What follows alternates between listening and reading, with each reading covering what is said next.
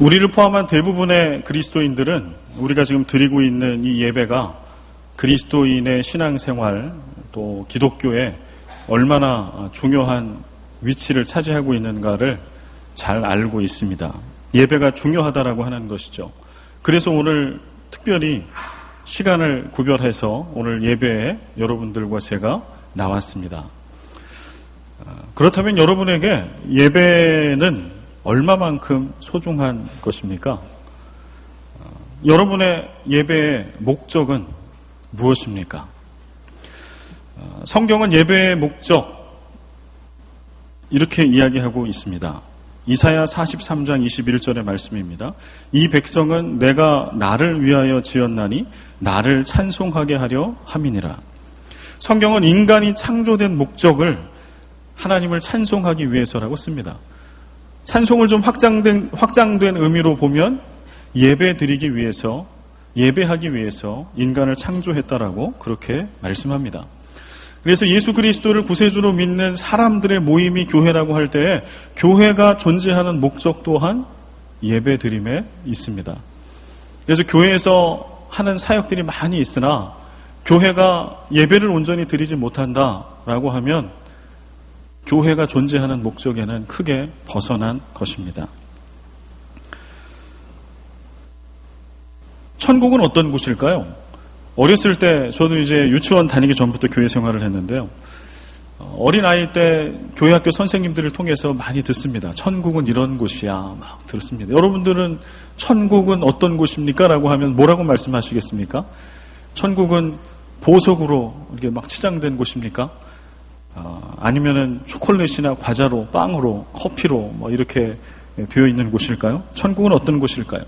우리가 흔히 말하고 듣는 천국은 이런 것일 겁니다. 거기서는 매일 찬송하고 말씀 보고 예배합니다. 예배드립니다. 천국에 대한 가장 보편적인 설명 동의하십니까? 천국이 어떤 곳입니까? 거기서 뭐 합니까? 그러면 천국은 찬송하고 말씀 보고 예배합니다. 온종일 그냥 영원히. 그런데 지루하지가 않아. 그런데 행복하고 늘 새로운 곳, 그곳이 바로 천국입니다. 이런 이야기를 많이 합니다. 여러분 동의가 되십니까? 하루 종일, 아니 영원히 찬송하고 말씀 보고 예배 드리는데 지루하지 않아. 아멘입니까? 아니면 그게 천국이면 저는 좀 이따 가면 안 될까요? 거기 골프 없습니까? 골프? 아니면 다른 어떤 놀이거리 없습니까? 어떻게 찬송, 말씀, 예배로만, 그거는 저 목사님이나 선교사님이나 뭐 이런 분들만 혹시 가능할지 몰라도 이게 어떻게 천국이 그런 곳입니까? 만약에 우리 마음속에 천국이 말씀과 찬양과 예배가 있는 곳, 계속되어지는 곳, 그런데 기쁨이 끊이지 않는 곳이라고 할 때 우리 마음속에 동의가 안 된다라고 하면 우리는 예배에 대한 우리의 생각이 그만큼 빈곤해졌다라고 하는 증거일 겁니다. 우리의 예배에 은혜와 감격이 사라지고 있다라고 하는 증거일 것입니다. 여러분 성경 속에 예배에 대한 첫 이야기가 어디 나오는지 아십니까? 여러분 그러면 어디 나오는지는 나중에 제가 말씀드리고요. 만약에 성경에 처음으로 예배에 대해서 어떤 이야기가 나온다라고 하면은 어떤 이야기가 써 있을 것 같아요? 하나님을 영화롭게 해드리는 예배. 그러면 어떤 스토리가 거기 있을 것 같아요? 뭔가 좀 아름답고 영적이고 뭐 이런 거 있지 않을까요? 막 은혜되고 듣기만 해도 뭐 이런 이야기가 적혀 있을 것 같죠? 그러나 성경은 우리의 기대와는 정반대 이야기를 쓰고 있어요. 성경에 예배에 대해서 처음으로 쓰고 있는 말씀은 창세기 4장의 가인과 아벨의 제사 이야기입니다. 우리가 아는 것처럼 가인과 아벨이 첫 수확을 하게 됩니다. 첫 수확을 해서 그 제물을 가지고 하나님께 제사를 드린 이야기가 창세기 4장에 나오고요. 이 이야기가 천지 창조로 시작하는 성경 말씀에 나오는 첫 예배에 대한 이야기입니다. 그런데 이 이야기는 어떻게 진행이 되나요? 가인과 아벨이 정성껏 농사를 짓고 목축을 하고 그래서 얻은 수확물 가지고 하나님께 제사 예배를 드렸습니다. 그랬더니 하나님께서 가인의 제물은 받지 않으시고 아벨의 제물만 받으셨어요. 달리 얘기하면 동생 아벨의 예배는 받으셨는데 가인의 예배는 받지 않으셨어요. 그것 때문에 인류 첫 역사의 살인사건이 등장합니다. 창세기 4장 4절과 5절에 보면 이렇게 씁니다. 여호와께서 아벨과 그의 제물은 받으셨으나 가인과 그의 제물은 받지 아니하신지라 가인이 몹시 분하여 안색이 변하니. 하나님이 가인의 예배를 왠지 거부하셨어요. 그러자 가인이 바로 하나님이 그의 예배를 받지 않으시자 분노가 그를 뒤엎습니다. 얼마나 큰 분노가 그를 뒤엎었냐 하면 몹시 분하여 안색이 변하니. 여러분 어떨 때 우리 안색이 변해요? 얼굴색이. 막 갑작스럽게 분노가 내가 주체할 수 없는 분노가 임할 때 얼굴이 불그락 푸르락 이렇게 되지 않습니까? 지금 가인이 그런 상태예요. 무엇 때문에? 예배 때문에. 예배를 동생과 똑같이 드렸는데 동생의 예배는 받으셨는데 자신의 예배를 받지 않으시는 그 하나님에 대하여 분노한 겁니다. 그리고 우리가 아는 것처럼 이 본문 말씀 바로 뒤로 가면 그 가인은 하나님에 대한 자신의 예배를 거부하신 하나님에 대한 분노 때문에 동생을 죽이게 됩니다. 이것이 인류의 첫 살인의 이야기입니다. 이 본문 말씀을 통해서 우리는 무엇을 알 수 있을까요? 제 질문합니다. 하나님께서는 우리가 드리는 모든 예배를 다 받으실까요? 그렇지 않습니다. 창세기 성경에 처음 나와 있는 예배의 이야기는 하나님께서는 우리가 드리는 모든 예배를 다 받지는 않으신다. 하나님이 받지 않으시는 예배가 분명히 있다라고 이야기합니다. 그 하나님은 어떤 예배를 받지 않으실까요? 가인이 몹시 분하여 안색이 변하니. 여기서 이유를 찾을 수 있습니다. 가인은 이런 오해를 했어요. 하나님은 내가 정성스럽게 제물을 구별하고 시간과 장소를 구별해서 하나님께 제사, 예배를 드리면 내가 아는 하나님은 내 예배는 무조건 받아주셔야 돼. 내 예배를 무조건 받아주시는 분이에요. 그리고 나를 칭찬해 주시는 분이세요. 그리고 나에게 한없는 복을 내려주시는 분이에요. 그게 가인이 알고 있었던 하나님, 가인이 알고 있었던 예배. 그런데 오늘 가인을 찾아온 하나님은 낯선 하나님. 예배를 받지 않으세요. 동시에 형제가 드렸는데 하나는 받고 하나는 받지 않으셨어요. 가인의 예배는 하나님 중심의 예배가 아니라 철저히 자기가 중심이 되는 예배를 드렸습니다. 내가 중심이 되는, 내가 드리고 싶은, 내가 이렇게 드리면 받으셔야만 하는, 그렇게 응답해 주셔야만 하는 바로 그런 예배 말이죠. 우리 하나님께서는 자기 중심의 예배, 교만한 예배는 결코 받지 않으십니다. 어쩌면 우리 모두는 하나님을 나중에 다시 배울 때 당황하는 경험을 누구나 할 수 있을 것 같아요. 나는 예배에서만큼은 개근상을 받을 줄 알았는데 하나님 앞에 딱 갔더니 출석이 모자라. 그럴 수도 있지 않을까요? 바라건대 오늘 우리가 드리는 예배는 하나님께서도 기쁘게 받으시는 그런 온전한 예배가 되기를 간절히 소망합니다. 뿐만 아니라 오늘 이 말씀을 통해서 우리 가운데 성령께서 깨달음을 주시고 앞으로 우리 인생 가운데, 우리 믿음 생활 가운데 우리가 하나님께 드리는 모든 예배가 하나님께 연락되고 상달되는 그런 복된 예배, 그런 복된 그리스도인이 되기를 간절히 소망합니다.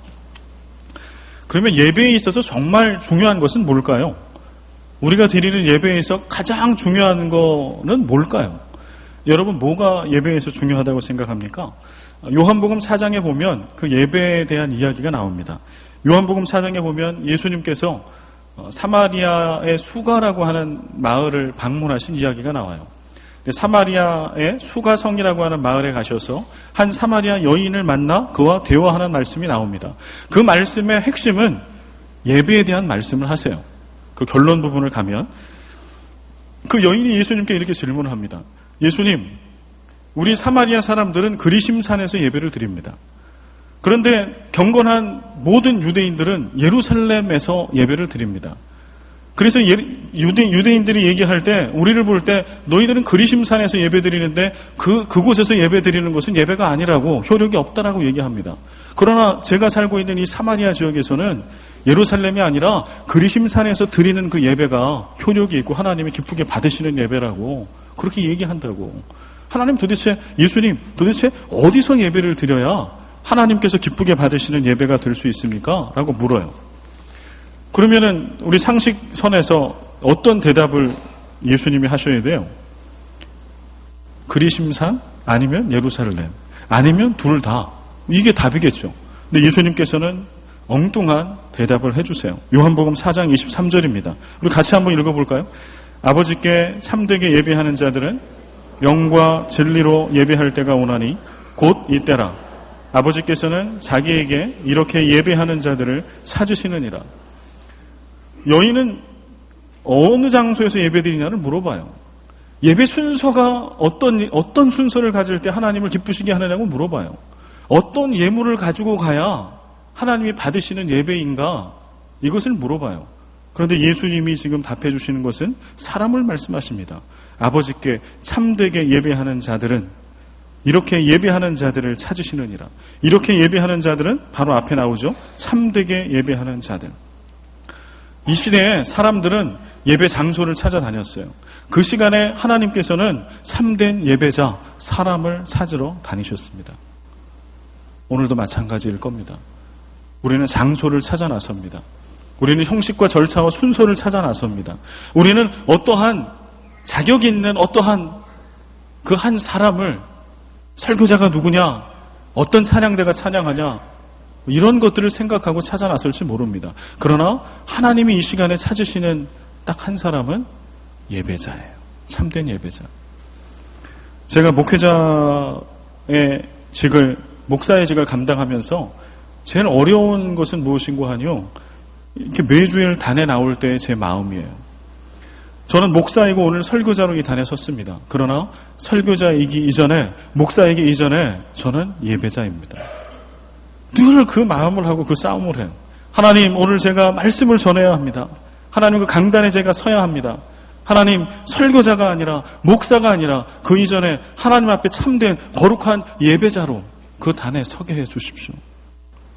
하나님, 우리 예배 자리에 나오는 모든 회중들이 다른 어떤 것이야, 어떤 사람이 아니라, 다른 어떤 것에 집중하는 것이 아니라 참된 예배자의 마음을 가지고 하나님을 만날 수 있게 해 주시옵소서. 이 제 기도 제목이에요. 하나님은 오늘도 예배를 생각할 때 가장 중요한 것은 예배자라고 말씀하세요. 여러분, 오늘 우리가 드리는 예배에서 가장 중요한 것은 무엇일까요? 죄송하지만 설교자도 아닙니다. 이 멋진 건물도 아닙니다. 다른 어떤 것도 아닙니다. 바로 이 시간에 예배를 드리고 있는 여러분입니다. 예배자예요. 여러분과 저 한 사람 한 사람이 어떤 예배자의 마음을 가지고, 어떤 심령을 가지고 하나님 앞에 예배하는가가, 이 예배가 좋은 예배고 하나님이 받으시는 예배인가, 아니면 받지 않으시는 내치는 예배인가를 결정하게 될 것입니다. 우리는 참된 예배자가 되기 위해서 몇 가지 꼭 기억해야 할 것이 있어요. 오늘 한 세 가지 정도는 말씀해 드릴 텐데, 여러분 이것을 신앙생활 하시는 동안에 꼭 가슴과 영혼에 새기시기를 부탁을 드립니다. 첫 번째는 이것이에요. 참된 예배자가 되기 위해서 기억해야 될 첫 번째, 예배는 받는 것이 아니라 드리는 것이라고 하는 거예요. 예배 시간은 무엇인가를 받는 시간이 아니라 하나님께 드리는 시간이라고 하는 것, 이것을 깨달아야 합니다. 참된 예배자는 이것을 깨달은 사람입니다. 영어 단어로 예배를 worship이라고 하죠. 그 영어 단어의 예배라고 하는 단어는 가치 있는 것이라고 하는 worth하고 ship이 합성된 단어에서 나온 거예요. 그럼 이것을 풀어보겠습니다. 하나님께 그분의 가치만큼 받으시기에 합당한 모든 것을 올려드리는 것, 이것이 바로 예배. 여러분에게는 하나님이 얼마만큼의 가치를 갖고 계시는 분이십니까? 여러분에게 하나님은 어떤 분이세요? 하나님은 예수 그리스도 십자가의 그 사랑으로 구원받을 수 없고, 오늘 이 자리, 예배의 자리에 하나님이 임재하시는 이 자리에 감히 있을 수 없는 우리들을 죄인 되었을 때에 구원하신 분, 우리를 자녀 삼아 주신 분이시죠. 우리의 아버지시죠. 이 땅에 하나님보다도 가치 있는 어떠한 존재가 있을까요? 없죠. 그럼 예배는 이런 거예요. 하나님이 우리 인생에 최고의 가치를 갖고 있는 분이라고 하면 예배라고 하는 것은 최고의 가치를 갖고 계시는 그분께 우리가 드릴 수 있는 최고의 가치를 올려드리는 것. 이게 예배. 구약과 신약 말씀에 보면은 우리는 구약과 신약에 예배드린다라고 하는 이런 표현이 직접적으로 있을 거라고 생각해요. 그러나 그렇게 직접적으로 쓰지는 않습니다. 다른 말을 예배드린다로 우리는 번역하고 해석합니다. 구약에 대표적으로 예배드린다라고 할 때 쓰는 단어는 아바드라고 하는 단어예요. 이 단어는 섬기다라고 하는 뜻인데요. 이 아바드는 노예, 종이라고 하는 단어, 에베드에서 나온 단어예요. 그러니까 구약에서 예배는 뭐예요? 노예와 종이 그 주인, 그 상전, 그 왕, 부하가 그 장수를 섬기는 것처럼 그렇게 그의 모든 것을 다해서 섬기고 높이는 거예요. 이게 구약의 예배. 신약에 여러 예배라고 하는 단어가 있으나 대표적인 단어는 프로스키네오라고 하는 단어입니다. 요한복음 4장 24절 그 수가상 여인을 만나서 대화한 말씀에 보면 하나님은 영이시니 예배하는 자가 영과 진리로 예배할지니라 라고 하는 말씀이 있어요. 여기 예배라고 하는 단어가 2번 나와요. 하나님은 영이시니 예배하는 자가 영과 진리로 예배할지니라. 이 2번 나오는 이때 쓴 단어가 프로스키네오라고 하는 단어입니다. 그런데 이 프로스키네오라고 하는 단어의 뜻은요, 누구누구를 향하여 엎드려 입맞추다라고 하는 뜻이에요. 여러분 드라마나 영화, 옛날 그런 영화 보면 어때요? 아랫사람이 내지는 신하가 왕을 이렇게 아련할 때 딱 엎드리잖아요. 그리고 그 발에다가 딱 입을 맞추죠. 하인이 주인을 만날 때 납작 엎드려서 그 발에다가 입을 맞춰요. 그거를 얘기합니다. 그게 예배라고요. 이 세상에 가장 존귀하고 높으신 그분이 계시는, 임재하시는 그곳에 그분 앞에 나아가 그분의 발에 입 맞추는 거예요. 내가 드릴 수 있는 최고의 사랑과 존경을 올려드리는 거예요. 최고의 가치를 그분께 올려드리는 것. 그래서 예배라고 하는 성경적인 의미 안에는 받는다라고 하는 뜻이 0.0001%도 있지 않아요. 그래서 우리는 예배를 이야기할 때 보통 어떻게 얘기해요? 은혜 받는다, 은혜 받으러 간다. 그러나 사실은 엄격히 얘기하면 성경이 얘기하는 예배의 의미하고는 맞지 않아요. 예배는 그게 은혜라 할지라도 은혜를 받는 목적이 아닙니다. 예배는 하나님께 드리는 것이 목적입니다. 그 목적을 온전히 이루었을 때 그 예배는 성공한 예배, 그 예배는 하나님이 기쁘게 받으시는 온전한 예배가 됩니다. 그럼 우리 볼까요? 우리가 드리는 예배 중에 2부 예배는 10시 40분에 우리가 찬양을 합니다. 그렇게 찬양을 하면서 예배가 시작됩니다. 그리고 찬양대에 또 찬양으로 또 예배가 또 계속해서 이어집니다. 성경은 찬양을 이렇게 얘기해요. 시편 22편 3절에 이스라엘의 찬송 중에 계시는 주여. 이 얘기는 뭐냐면 우리가 찬양을 하고 찬송을 하면 그때 어떻게 한다는 얘기예요. 찬송 중에 계시다라고 하는 것은 앉으시다, 거주하시다 이런 얘기예요. 계시다라고 하는 뜻이. 그러니까 우리가 찬송과 찬양을 딱 하게 되면 그때 하나님께서 찬송하고 찬양하는 자의 무리 가운데 앉으시는 거예요. 그곳에 임하시는 거예요. 그래서 찬양은 중요합니다. 그럼 그 찬양을 우리가 어떤 마음으로 드려야 할까요? 내 인생의 최고의 분에게, 살아계신 그 주님께 드리는 최고의 찬양을 드려야 하겠죠. 여러분이 할 수 있는 가장 높은 목소리, 어떤 찬양이 최고의 찬양일까요? 제가 한번 생각해 봤어요. 어떤 찬양이 최고의 찬양일까? 요즘에 인기 있는 프로그램 중에 그 노래 경연하는 프로그램이 있어요. K-몬스타. 여러분 아시죠? 그걸 보고 있으면은요, 저는 깊은 감동을 받아요. 거기 나오는 친구들이 나이가 많지 않아요. 10대도 많아요, 심지어는. 20대가 되면은 나이가 많은 축에 속해요. 그런데 그 친구 하나하나가 그들이 경연대회에 나가서 하는 노래나 춤에 얼마나 많은 정성을 들이는지 몰라요. 제가 볼 때 그것은 놀이나 대중 어떤 문화가 아니라 신앙이에요. 그들에게 있어서는 그게 신앙처럼 보였어요. 그렇게 찬양해야 합니다. 내 인생이 다 걸린 것처럼. 10시 40분에 우리가 모여서 찬양을 드릴 때 하나님이 찬양의 보좌 가운데 임하시는 거예요. 그러면서 예배는 시작됩니다. 찬양대가 쫙 하고 선포하며 찬양할 때 주님께서 이 예배의 자리에 임재하시는 것을 우리는 느끼고 보고 만지고 이러면서 예배에 들어가는 거예요. 여러분이 드릴 수 있는 최고의 찬양을 예배 시간대마다 올려드리시기를 바랍니다. 최고의 목소리로 음정 박자 정확히 갖춰서 다 살려서 내 인생의 최고의 찬양과 노래를 여러분 그렇게 부르십시오. 그게 예배입니다. 예배 때 드리는 찬양입니다. 여러분 봉헌할 때도 마찬가지. 우리가 예배 때 예물을 올려드리는 봉헌의 시간이 있습니다. 모든 예배에는 봉헌 시간이 빠지지 않아요. 봉헌은 사실은 예배의 큰 의미, 드린다라고 하는 의미의 큰 부분을 차지해요. 제가 어렸을 때 배웠던 것은요, 저희 어머니께서 그렇게 하시더라고요. 이 지폐가 신권을 옛날에는 구하기 어려우니까 구겨진 지폐에 물을 뿌리고 다리미질을 하세요. 그리고 빳빳해진 그 돈으로 헌금을 하시고 저를 주신 기억이 나요. 우리가 주님 앞에 헌금을 할 때 급하게 지갑을 열어서 여러분이 꺼내서 헌금한 그 액수가 10,000페소, 100,000페소, 100,000페소라 할지라도 내 인생의 최고의 분, 가장 거룩한 분, 왕 되시고 창조주 되신 그분, 구주 되신 그분께 드리는 것처럼 최고의 마음으로 준비된 마음으로 드리지 않은 거라면 헛겁니다. 죄송하지만 헛겁니다. 인간적으로는 많이 헌금하라고 말씀드리고 싶으나 그렇게 드린 헌금은 무효입니다. 정성스럽게 왕에게 드리는 것처럼 내가 알고 있는 최고의 분에게 드리는 것처럼 그렇게 준비하고 드리십시오. 여러분들은 예배 순서 중에 어떤 시간이 가장 중요한 시간이라고 생각하세요? 여러분 주보에 보면 예배 순서가 있잖아요. 그 중에 어떤 시간이 가장 중요한 시간일까요? 예배 중에. 아마 10중 8구는 말씀, 지금 이 시간 목사님이 설교하는 시간입니다. 이렇게 말씀하실 겁니다.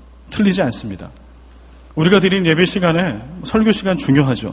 그래서 우리는 그 설교 시간을 사모하고 그 말씀이 선포되는 그 시간에 은혜를 받아야 한다라고 하는 생각을 갖고 있어요. 그러나 제가 말씀드렸죠. 예배의 본래의 의미로 들어가면 설교 시간도 은혜 받는 시간이기 이전에 하나님의 음성을 듣는 시간이 되어야 합니다. 은혜를 받아야 하는 것이 목적이 아니에요. 설교 시간, 말씀 시간에는 두렵고 떨리는 마음으로 주님의 음성을 경청해야 합니다. 때때로 말씀을 선포하는 설교자를 통해서 여러분들이 듣기에 여러분의 가슴과 영혼을 찢는 말씀이 선포될 수도 있어요. 때때로 여러분을 때리는 말씀이 선포될 수도 있습니다. 때때로 여러분의 마음에 풍파를 일으키는 말씀이 선포될 수도 있어요. 그리고 어떤 때는 여러분을 한없이 위로하고 여러분을 끌어안는 그러한 말씀이 선포될 수도 있어요. 어떤 말씀인가를 떠나서 그 말씀은 하나님의 음성입니다. 설교 시간은 듣는 거예요. 주님, 제가 오늘 이 시간에 주님의 살아계신 주님의 그 음성을 듣습니다. 주님 말씀하시옵소서. 제가 경청하겠습니다. 그 말씀을 전하는 설교자가 인류 최고의 설교자이든 아니면 바보 같은 그런 설교자이든 내가 듣고 싶은 이야기든 아니든 상관없이 주님 말씀하시옵소서. 주의 종이 듣겠습니다. 듣고 순종하며 말씀대로 살겠습니다. 이게 설교의 의미예요. 이게 설교 시간이 중요한 의미예요. 어쩌면 우리는 예배를 드리는 이유를 잊어버렸기 때문에 예배를 드리는 방법 또한 잊어버렸는지도 모릅니다. 이전까지 우리가 알고 있던 예배가 받는 데 익숙한 예배였다라고 하면 오늘 이 시간부로는 바뀌었으면 좋겠습니다. 드리는 예배, 그 온전한 예배가 여러분과 저에게 익숙한 예배가 되기를 간절히 소망합니다. 여러분은 여러분 인생 가운데 가장 기억에 남는 예배가 있으신가요? 지금도 그때 드렸던 예배 기억에 남습니다. 혹시 그런 예배가 있으세요? 오늘 설교 말씀에 많은 부분은 우리 찬양대 세미나 할 때 드렸던 말씀이고 요 말씀도 제가 드렸는데 또 한번 들으십시오. 찬양대는 가만히 계세요. 여러분 인생에 가장 기억에 남는 최고의 예배 언제였습니까? 저는 언젠가 한번 말씀드렸는데 또 나누고 싶습니다. 제가 목회자 DTS를 받을 때 DTS 훈련의 맨 마지막은 선교지에 가서 여태까지 이론적으로 배웠던 것을 종합해서 이렇게 훈련을 마치는 그러한 한 3주간 2주 주일 끼고 풀로 3주를 이렇게 선교지를 갑니다. 저와 제 아내는 저희 팀은 카자흐스탄을 갔습니다. 사역 중에 알마티라고 하는 곳에서 따라즈라고 하는 그 옛날에 실크로드가 지나간 그 길을 따라서 뭐 한 반나절을 차로 타고 가야 하는 그 광야길을 갔어요. 그래서 사역을 무사히 마치고 따라즈에서 다시 알마티로 돌아오는 길이었습니다. 보니까 저희가 탔던 차가 이 벤츠 승합차였는데 되게 좋았어요. 벤츠마크가 딱 있으니까 이렇게 좋은 차를 선교지에서 타도 되는가? 그랬더니 무늬만 벤츠였던 모양입니다. 도중에 한참 가다가 광야 한복판에 사람도 안 보이고 차도 안 보이는 그곳에 딱 쓰고 말았어요. 배도 고프고 덥고 먼지는 폴폴 나고 이제 어떻게 해야 합니까? 그래서 드라이버는 그 차를 어디서 고쳐야 되는가 찾으러 가고 저희 팀은 그냥 이렇게 기다리고 있었어요. 그래서 바깥에 나와서 이렇게 들판에 앉아 있었어요. 지루해지기 시작했습니다. 짜증이 나기 시작했습니다. 한두 명이 이야기를 했어요. 이게 뭔가 우리는 따라주에서 사역 잘하고 은혜 받고 왔는데 우리 언제 돌아갈 수 있는가 알마티에 이러고 불평을 하고 있을 때 예배 인도하는 잡을 맡았던 제 동갑내기 목사 하나가 갑자기 기타를 연주하기 시작했어요. 그리고 찬양을 하기 시작하는 거예요. 그러자 너도 나도 그냥 한 사람 두 사람 따라서 찬양을 하기 시작했습니다. 지평선에 보이는 아무도 없는 뜨문뜨문 차 한 대 두 대 지나간 그 광야의 길에서 우리는 찬양을 하기 시작했어요. 찬양이 뜨거워지기 시작했어요. 그러자 누가 기도하자라고 얘기했어요. 그 자리에서 기도했어요. 찬양과 기도가 어우러지며 예배가 되고 말았어요. 그런데 그럴 때 어떤 한 사모님이 감리교 목사님 아내 사모님이 이런 제안을 하셨어요. 여러분 우리 이곳에서 워십을 합시다. 이런 제안을 하시는 거예요. 여러분 워십이 뭔지 알죠? 율동이잖아요. 율동. 찬양을 하면서 이렇게 딱 손을 막 이렇게 하면서 무릎 꿇고 막 이렇게 하는 거예요. 저희가 준비한 게 한 3개인가 4개인가 있었습니다. 근데 그 자매님, 그 사모님은 그 워십을 좌부로 맡은 분이었어요. 근데 광야에서 우리끼리 지금 찬송하고 기도하는 것까지는 좋겠는데 거기서 워십을 하자고 그러니까 마음속에 되게 어려워졌어요. 이게 뭔가 아무도 보는 사람도 없는데 여기서 우리가 뭐 이루고 있는 거 이게 미치지 않고서야 이거 오바다. 저 사모님이 지금 오버하시는구나. 이 생각을 하고 있었습니다. 그런데 모두가 다 뭔가 좀 깨름직한데 하자고 하니까 그냥 대열을 정돈하고 있었어요. 그리고 50 대열로 V자로 딱 정돈을 하고 우리는 그 광야에서 춤을 췄습니다. 정성스럽게 앞에 회중들이 많이 있는 것처럼 그렇게 모십을 했어요. 그리고 나서 다시 한번 다 10몇 명이 모였어요. 그리고 나누기 시작했습니다. 여러분 어떤 것을 느끼셨습니까? 여러분 마음에 어떤 마음이 듭니까? 그럴 때 어떤 한 분이 이런 얘기를 했어요. 처음에 저도 되게 짜증나고 괴로웠습니다. 그러나 그렇게 찬송을 하고 기도를 하고 모십을 하는데 하나님께서 제 마음에 이런 감동을 주셨습니다. 바로 이 광야에 예배를 드린 사람이 몇 명이나 될까? 이 카자흐스탄 역사 이래, 이 땅이 만들어진 이래, 이 광야에서 하나님을 찬송하고 하나님을 위해서 춤추고 예배했던 사람이 몇 사람이 되었을까? 우리가 바로 그 예배를 지금 드리고 있는구나. 그래서 하나님이 그 예배를 기쁘게 받으시고 있다라고 하는 것을 느꼈다라고 고백했습니다. 그때 저는 머리로 뭔가 얻어맞은 것 같았어요. 저는 지금도 그 예배를 잊을 수가 없습니다. 여러분 그 예배, 성공한 예배, 실패한 예배로 보면 성공한 예배일까요? 실패한 예배일까요? 회중이 없어요. 예배의 순서와 격식도 없어요. 그러나 그 높으신 하나님 그 한 분만을 바라보면서 목소리로 몸으로 모든 것으로 영광을 올려드린 완전한 예배, 최고의 예배였습니다. 두 번째 참된 예배자가 기억해야 될 거, 두 번째는요, 예배의 자리에 우리가 무엇을 가지고 나와야 할 건가요? 여러분 우리가 예배의 자리에 나올 때 무엇을 가지고 나와야 할까요? 시편 51편 17절 다윗은 이렇게 고백합니다. 우리 같이 한번 읽어볼까요?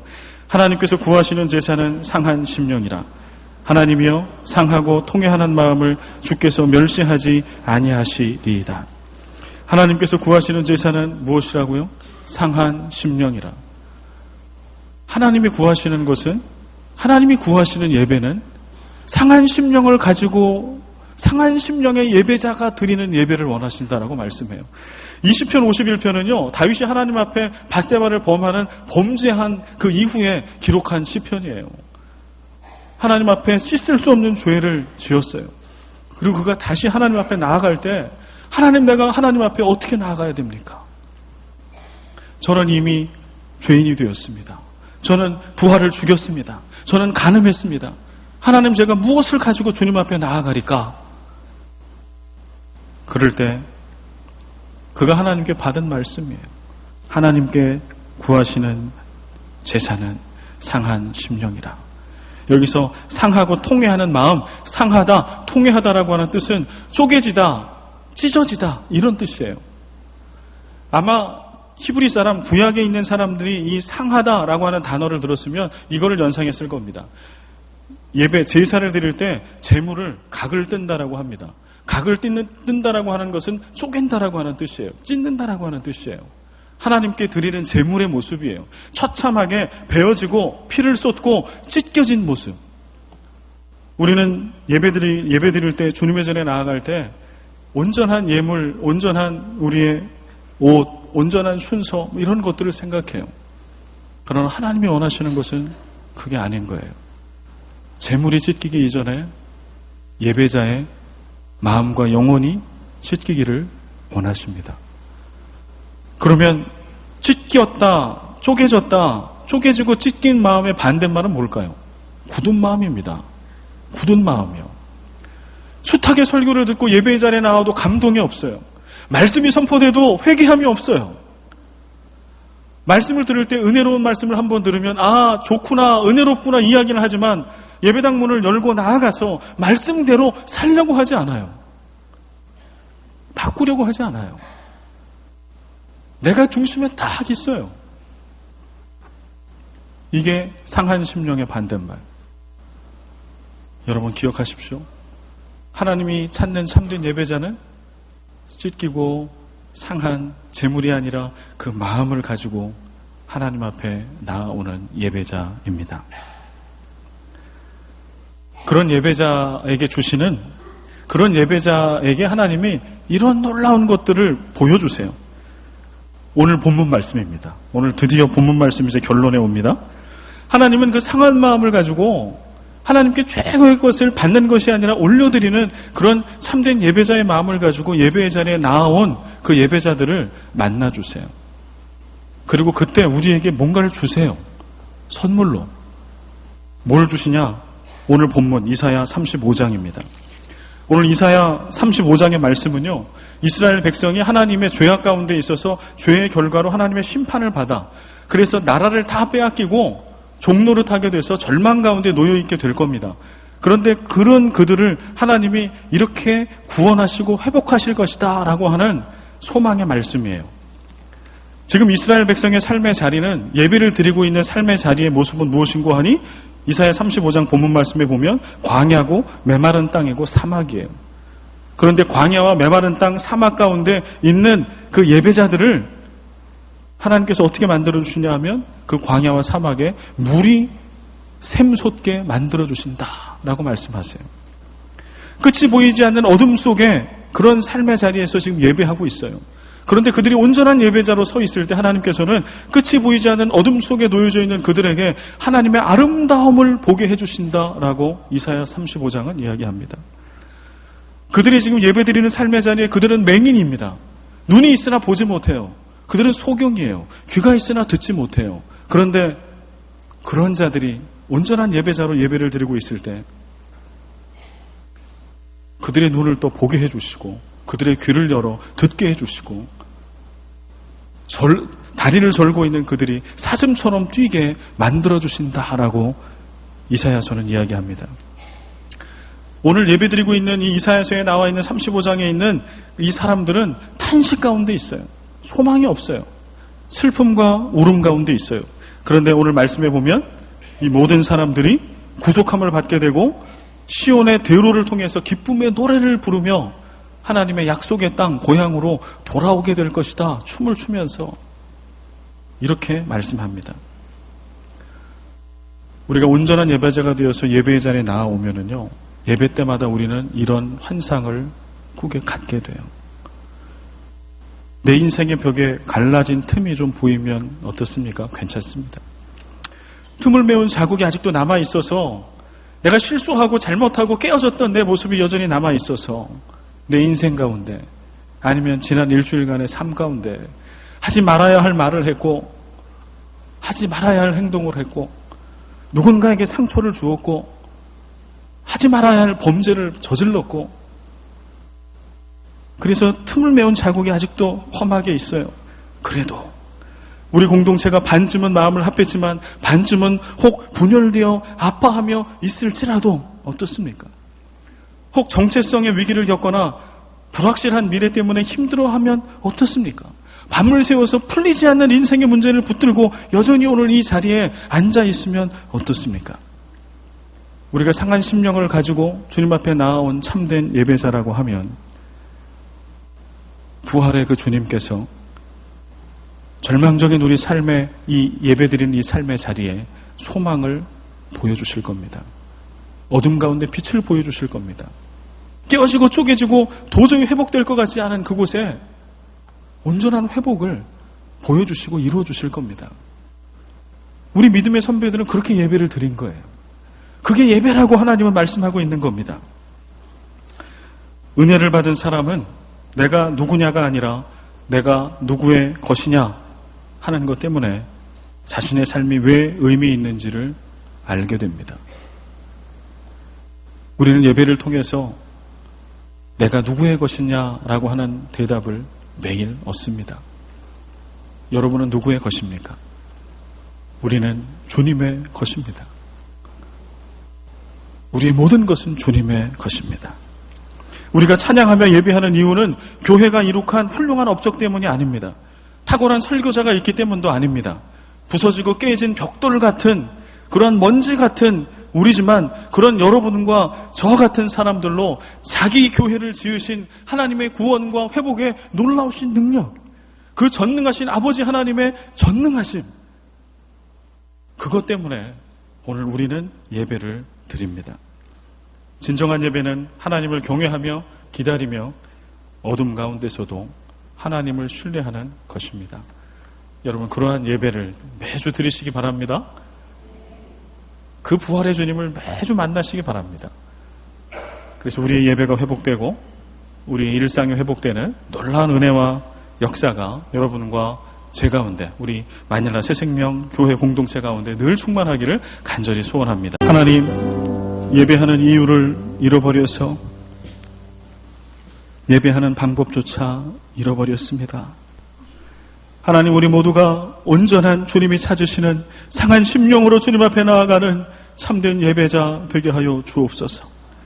어느 곳이나 우리가 서 있는 그곳이 거룩한 예배의 처소가 되게 하시고 우리 삶의 모든 곳에서 드려지는 최고의 것을 가지고 올려드리는 거룩하고 복된 예배 주님 받아 주옵소서.